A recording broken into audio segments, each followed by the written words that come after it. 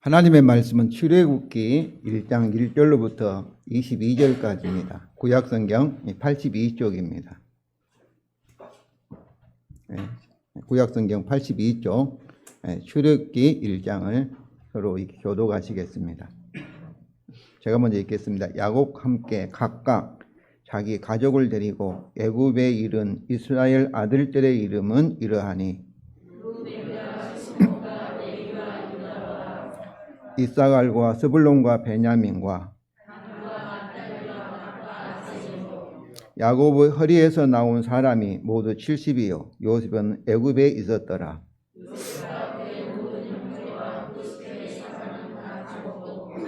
그러나 이스라엘 자손은 생육하고 불어나 번성하고 매우 강하여 온 땅에 가득하게 되었더라.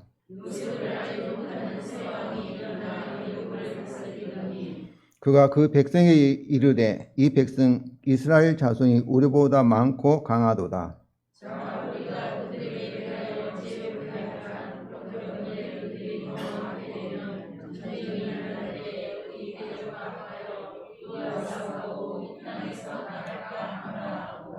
감독들을 그들 위에 세우고 그들에게 무거운 짐을 지어 괴롭게 하여 그들에게 바로를 위하여 굳고 성 비돔과 나암셋을 건축하게 하니라.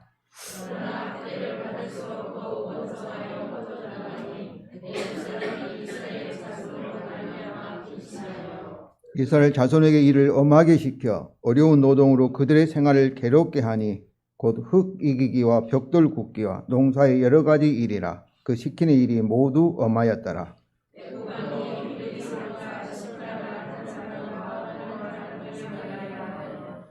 이에 너희는 히브리 여인을 위하여 해산을 도울 때에 그 자리를 살펴서 아들이거든 그를 죽이고 딸이거든 살려두라.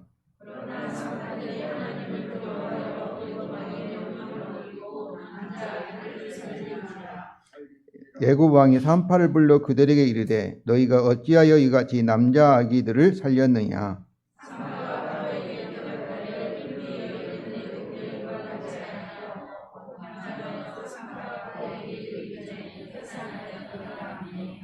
하나님이 그 산파들에게 은혜를 베푸시니 그 백성은 번성하고 매우 강해지니라.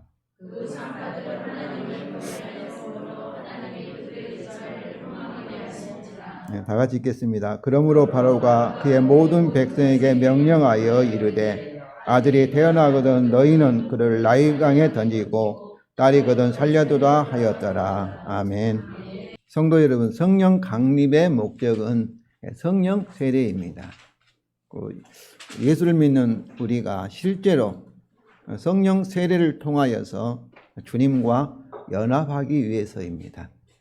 그래서 주님은 요한복음 15장 5절에 나는 포도나무요 너희는 가지니, 포도나무와 가지가 딱 이렇게 붙어 있는 것처럼 우리를 위해서 십자가에 죽으시고 3일 만에 부활하시고 승천하여서 하나님 우편에 앉아 계셔서 하늘과 땅을 다 소유하시는 만물의 주가 되신 이 주님과 우리가 하나 되기 위해서, 실제로 하나 되기 위해서 우리가 성령님이 오신 것입니다.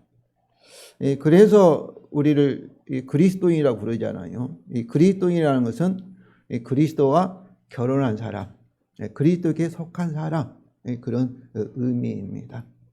바로 이것은 그리스도인은 우리 스스로 살아가는 존재가 아니라 그리스도께서 성령을 통하여서 우리에게 열매를 맺게 하는 이 복음의 사람, 새 언약대로 우리에게 생명과 복을 주는, 복을 받게 하시는 그런 사람들입니다.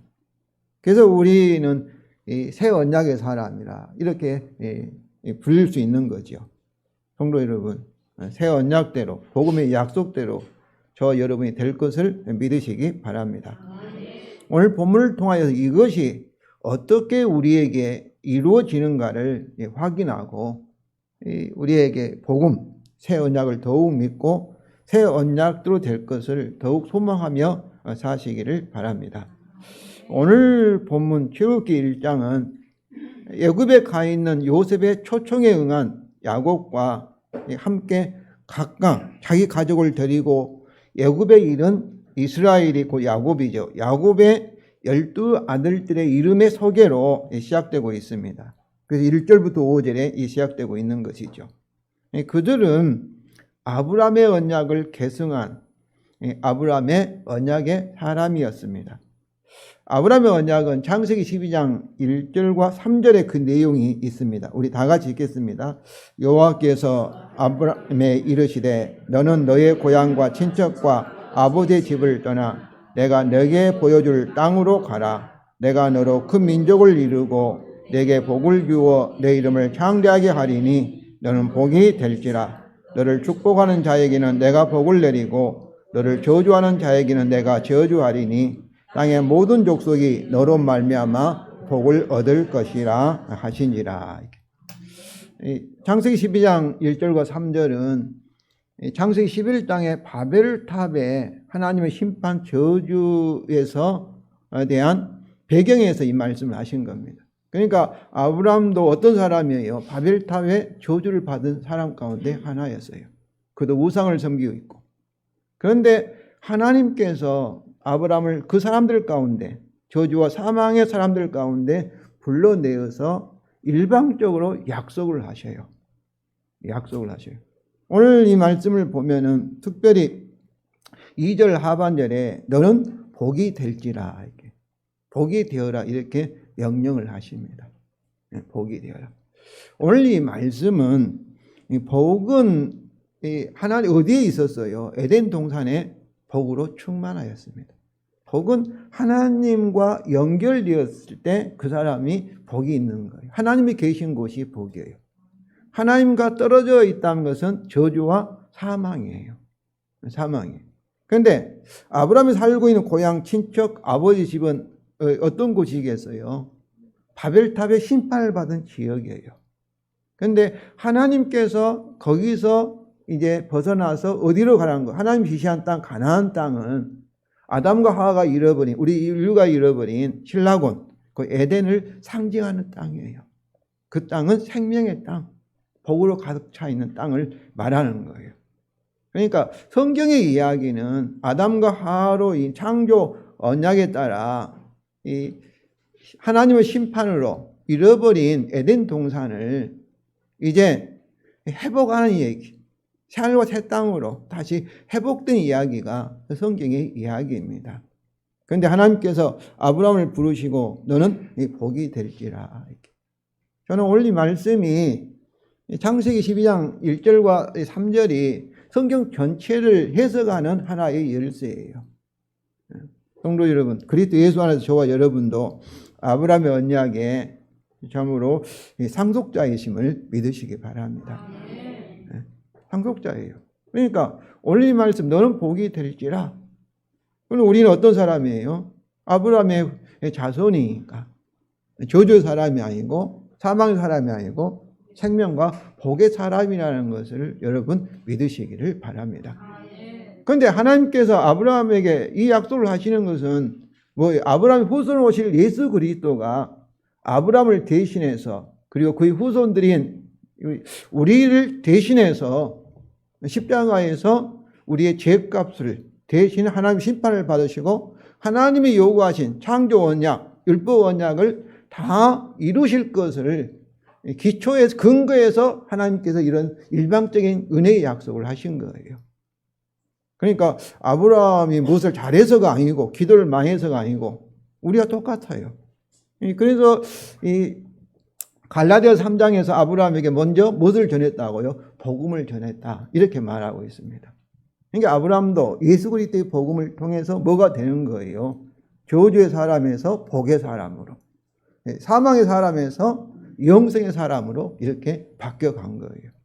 이게 구약 성경이나 신약 성경이나 똑같은 원리가 작용하고 있어요. 그러니까 저와 여러분이 어떤 사람이에요? 복의 사람이라는 것을 항상 아시기 바랍니다. 이런 관점으로 이 세상을 봐야 돼요. 내게 일어난 사건들을 봐야만이 바르게 우리가 해석할 수가 있어요. 이런 복음의 진리에 기초하지 않고 그냥 살다 보면 어려운 일을 당하잖아요. 그러면 아이고 이거 저주다, 심판이다 이렇게 생각하면 그건 잘못되는 거예요. 그러니까 복의 사람이다. 아브라함 언약의 아들들이라는 것은 복의 사람이다. 복의 사람이다. 어느 정도 복이 하면은 3절에 땅의 모든 족속이 너로 말미암아 복을 얻을 것이라. 이것이 이제 선교예요. 복이 되는데, 복의 근원인데 누구에게? 세상 사람들에게. 그러니까 하나님께서 우리를 먼저 복의 사람으로 만들고 우리를 통해서 아직도 어둠에 저주와 사망까지 있는 사람들을 구원하여 그들도 복의 사람으로 만드는 일이 그 뭐예요? 그 선교와 증인의 사명이, 내 증인이 되라, 그 사명이에요. 그러니까 아브라함을 하나님이 부르시고 그만을 하나님이 복을 주기 위해서 부르신 것이 아니라 바벨탑의 심판을 통해서 아직도 하나님을 잃어버린, 생명과 복을 잃어버린 모든 세상 사람들을 위해서 아브라함을 먼저 부르시고 아브라함을 통해서 그들에게 복을 얻게 하시려는, 구원하시려는 하나님의, 세상을 향한 하나님의 섭리가 들어있는 거예요. 이것이 아브라함의 언약의 내용인데, 이스라엘 자손의 증거가 오늘 이 출애굽기 1장에 계속해서 반복되고 있는데, 오늘 본문과 관계 있는 말씀은 아브라함의 언약 중에서 너로 큰 민족을 이루고, 또 이 말씀은 창세기 1장 28절에 26절에 너희가 어때요? 충만케 땅을 정복하라는 이런 아담에 주셨던 이런 사명의 말씀과 다 연결되는 거예요. 이루고 약속입니다. 이 약속은 여러 번 창세기에서 반복되었고, 오늘 본문에서 이 언약이 어떻게 큰 민족으로 그들이 아브라함 언약에 따라 이루어졌을까요? 모세는 먼저 아브라함 언약의 이스라엘 아들들을 5절에 보면 야곱의 허리에서 나온 사람이라고 정의합니다.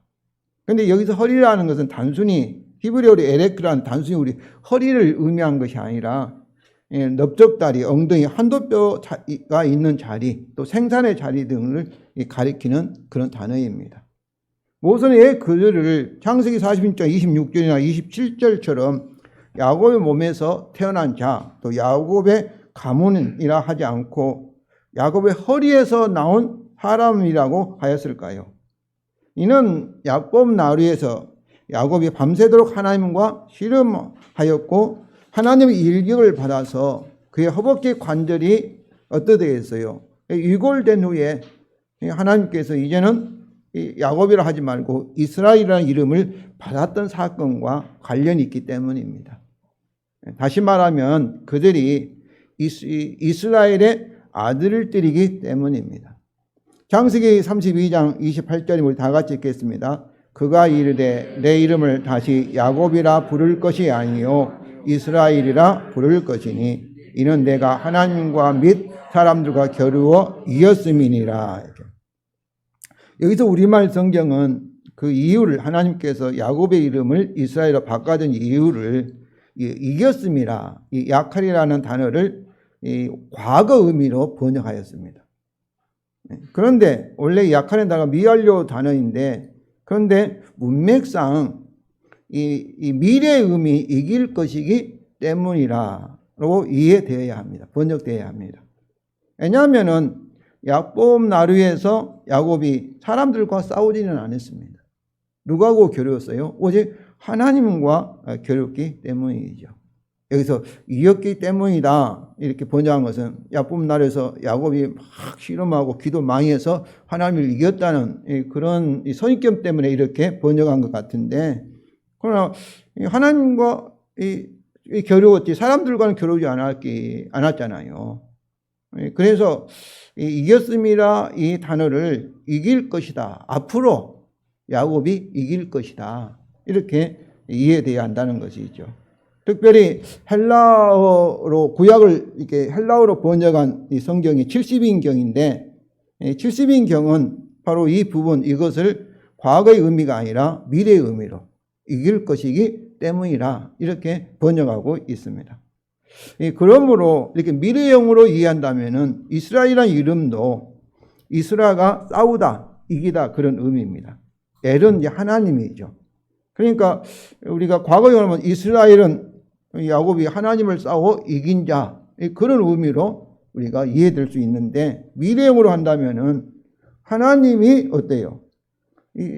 야곱으로 하여금 하나님이 야곱을 위해서 싸워서 하나님과 또 다른 사람들을 이기게 하는 자라. 그런 의미로 이렇게 이해할 수 있는 것이죠.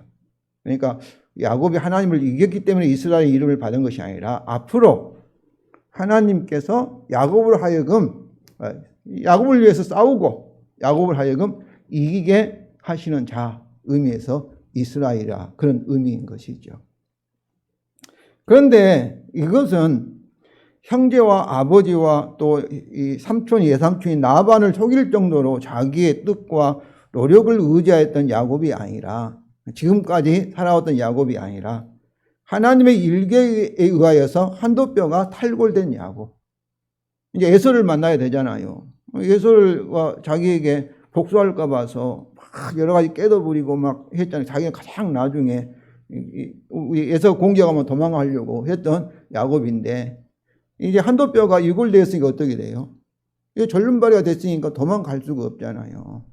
그래서 이제 이 33장에 보면은 야곱이 가장 앞장서서 갑니다. 어차피 이제 도망갈 수도 없으니까. 뒤에 있다 해도 달리기도 못하는데 어떻게 도망갈 수 있어요? 그렇잖아요. 그래서 바로 야곱의 허리라는 의미는 이제는 자기 자신을 의지할 수 없어요. 자기 능력이나 자기 노력이나 자기의 건강한 몸이 아니니까 자기의 건강을 의지할 수 없고 이제는 누구만 의지하겠어요? 하나님만을 의지할 수밖에 없는 야곱을 통해서 이루어진다는 것입니다.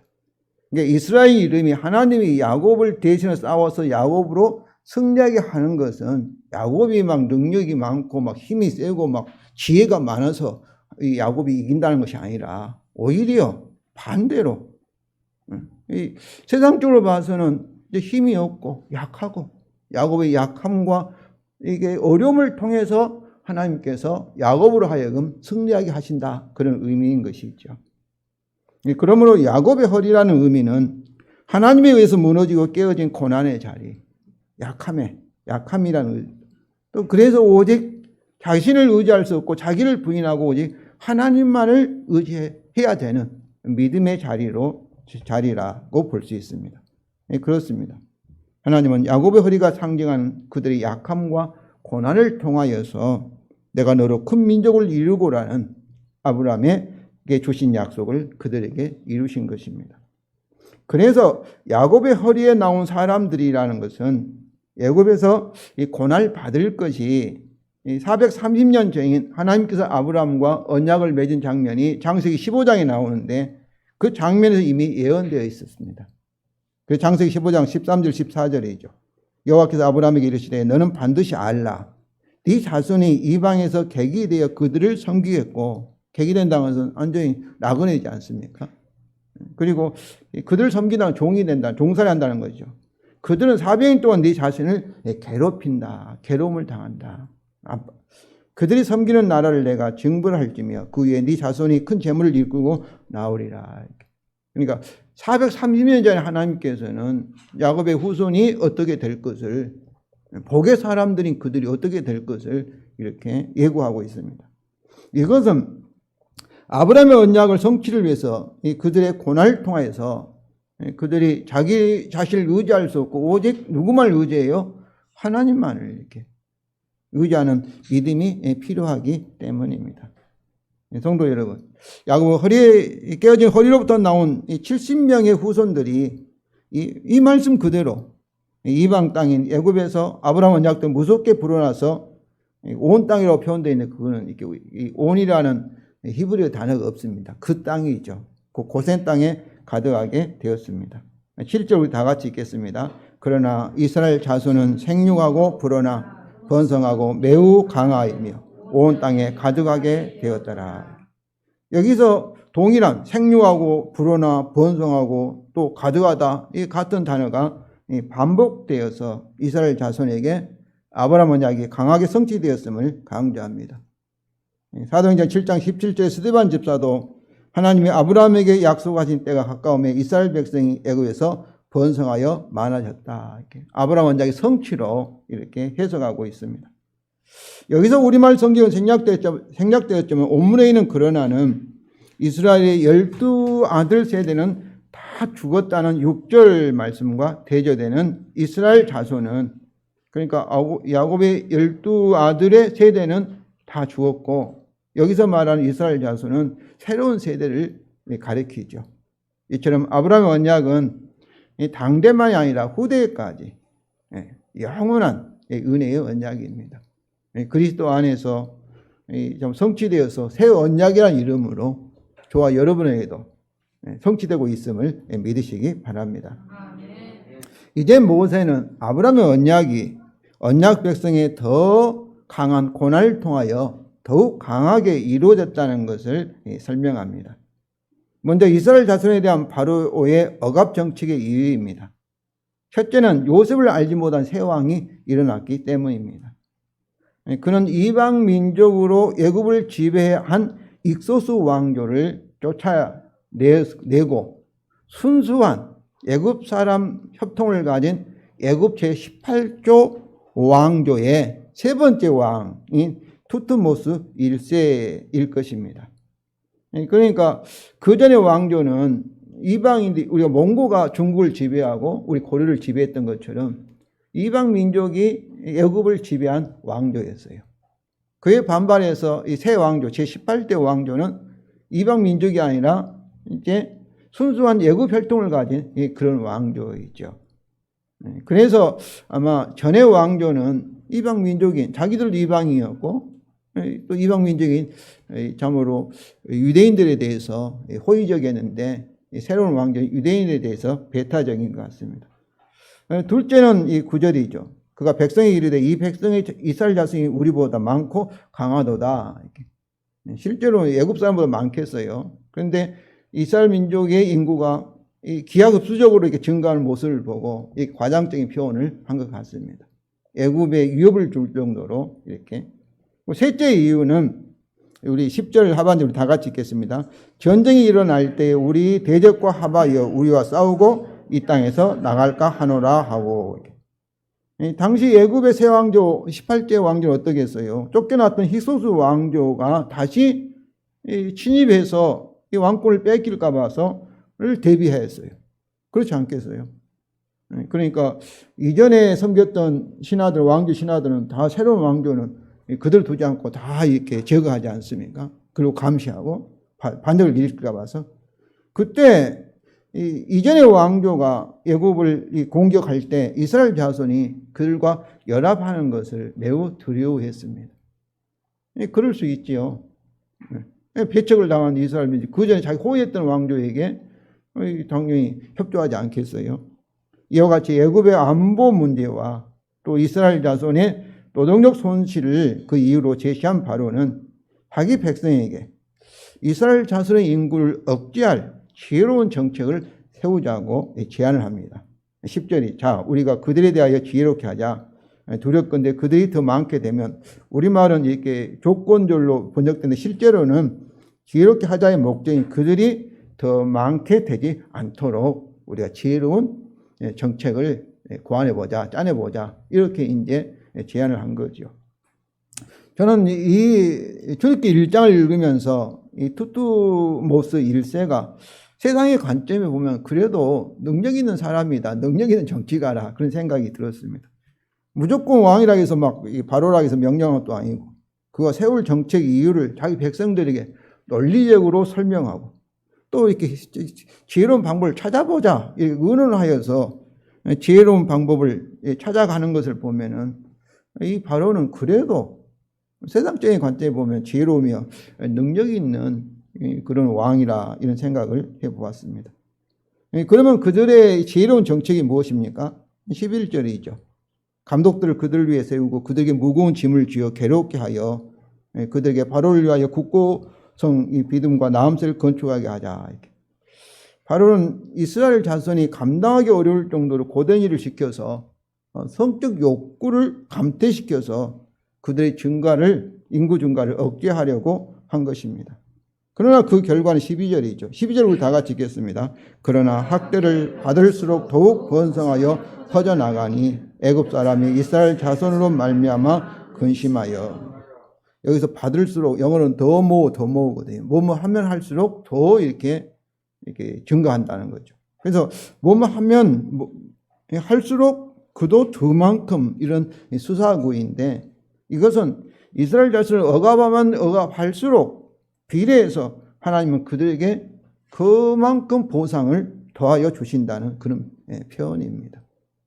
그러니까 뭐뭐 하면 할수록 억압은 할수록 억압을 당해야 되는데 오히려 반대로 더 증가해 버린 거예요.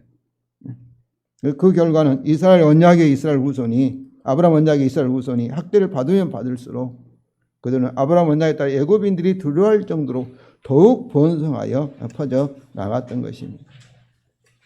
성도 여러분, 이것이 율법 언약을 다 이룬 예수 그리스도의 죽음에 기초한 아브라함 언약의 능력입니다.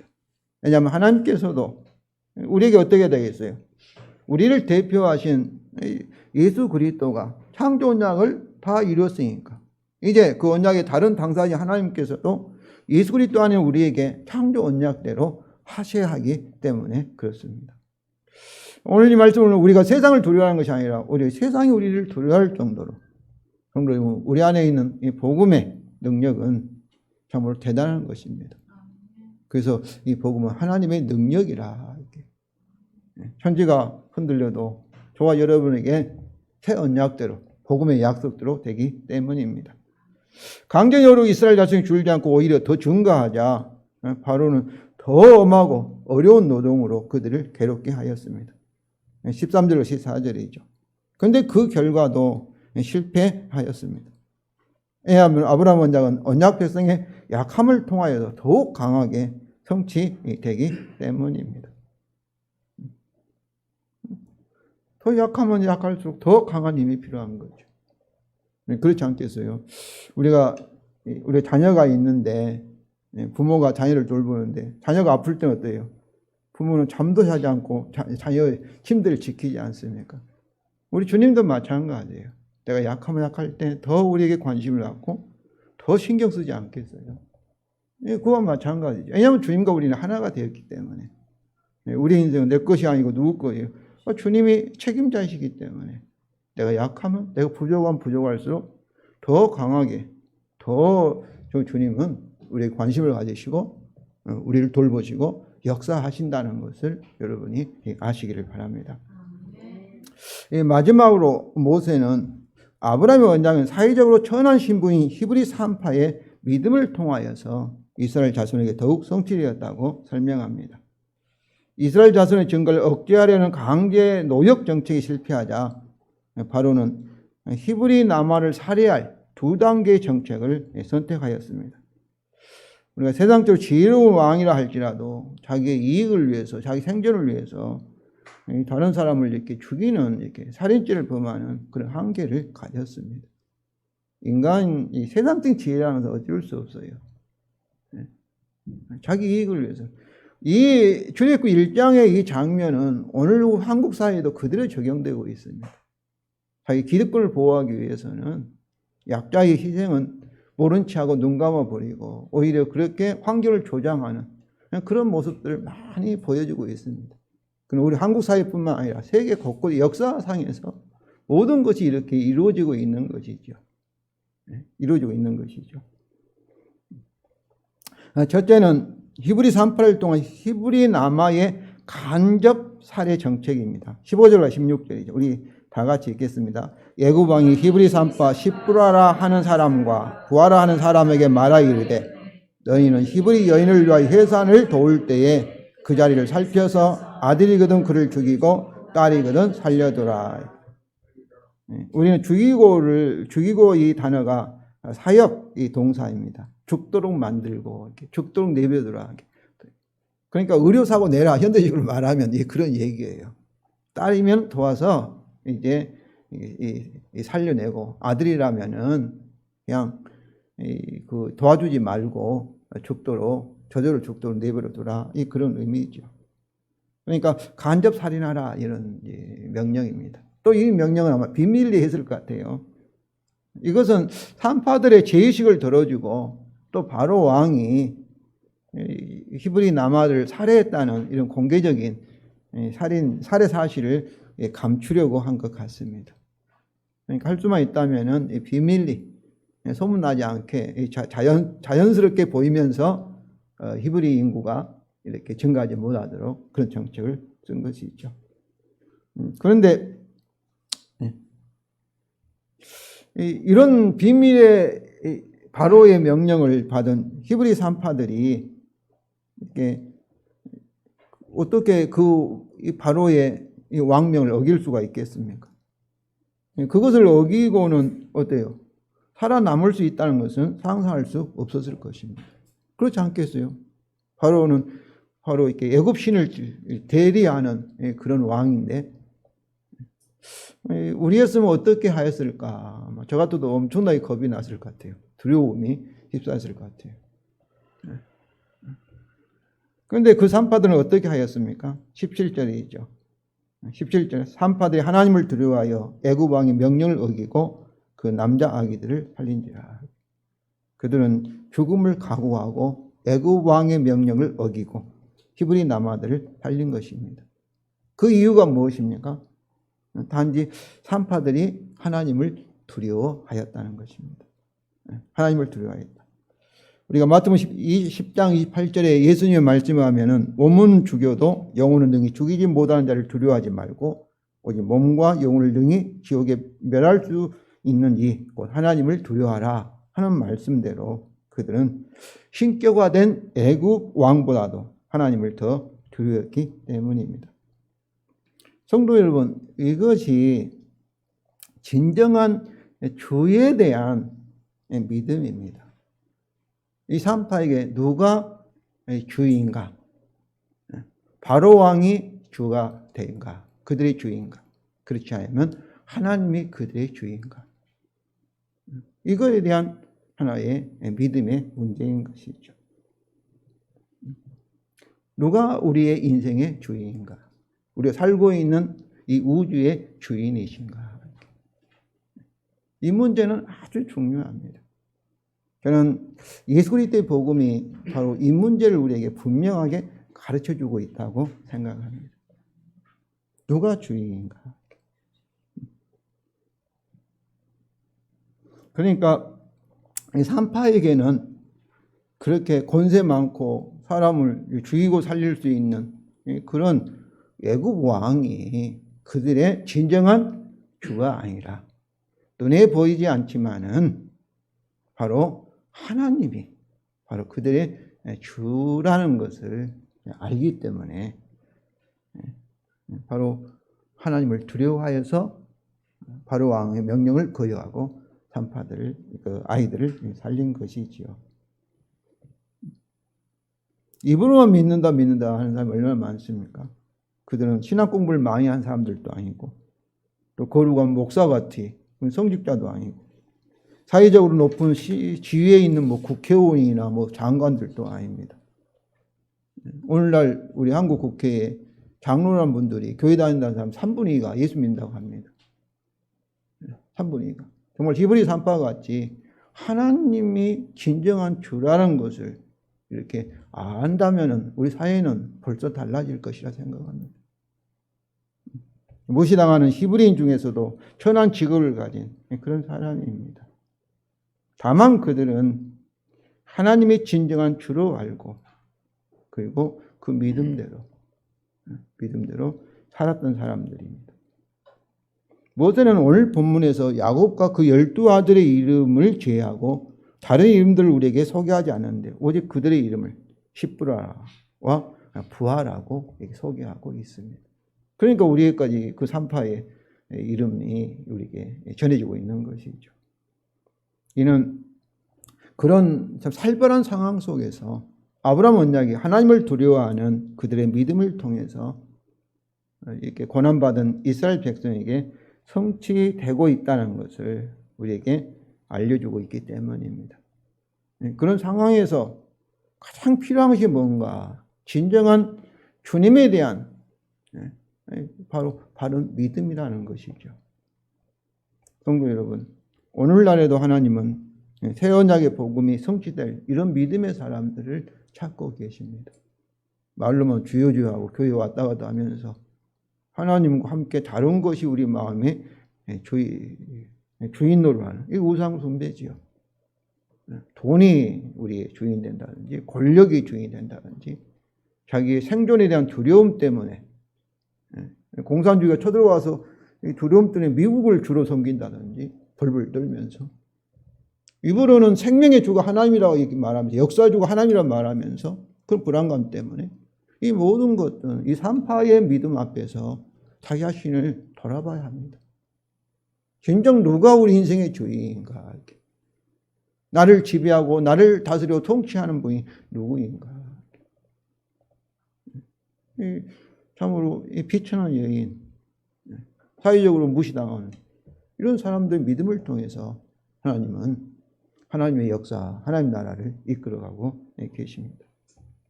어찌하여라는 책망과 재촉하는 바로의 질문에 대한 산파의 지혜로운 대답입니다. 19절이죠.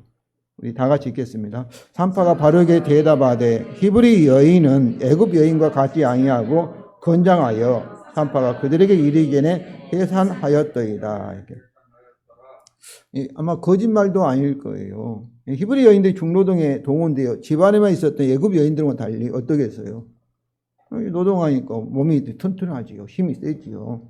건강한 신체를 가지게 되었기 때문에 산파가 이르기 전에 해산할 수도 있었고, 또한 바로의 명령이 무슨 명령이에요? 직접 명령이 아니라, 직접 살해 명령이 아니라 간제 살해 명령이기 때문에 산파들은 당신 말대로 하려고 하는데 가서 보니까 이미 태어났는데 어떻게 할까요? 이렇게 이제 지혜롭게 대답함으로써 처벌을 받지 아니한 것 같습니다. 그런데 하나님은 그들에게 은혜를 베푸셔서 이렇게 바로가 재촉하고 이렇게 감시하니까 히브리 남을 그들이 죽인 것이 아니라 계속해서 살리게 하셔서 아브라함 언약이 그들의 믿음을 통해서 계속 고난받은 이스라엘 자손에게 이루어지게 하셨습니다.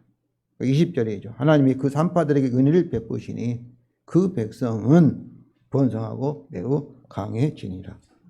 그리고 하나님은 자신을 경외하는 그 산파들의 집을 흥황하게 하셨습니다. 반면에 바로는 또 그런 비밀 간접 살해 정책도 실패하자 이제 공개적으로, 두 번째 공개적으로 살해 단계로 모든 백성에게 공개적으로 명령하여서 히브리 남한은 태어나자마자 무조건 나일강에 던지라고 이렇게 명령하였습니다. 성도 여러분, 우리는 그리스도 안에서 아브라함 언약을 계승한 새 이스라엘입니다. 새 이스라엘. 이스라엘 이름처럼 하나님이 우리를 위해서 싸우시고 우리를 이기게 하시는. 그러므로 저와 여러분은 이기는 자, 승리할 수밖에 없는 자라고 저는 믿습니다. 새 언약 백성으로서 새 언약은 우리의 약함을 통하여서 더욱 강하게 이루어지고 있습니다.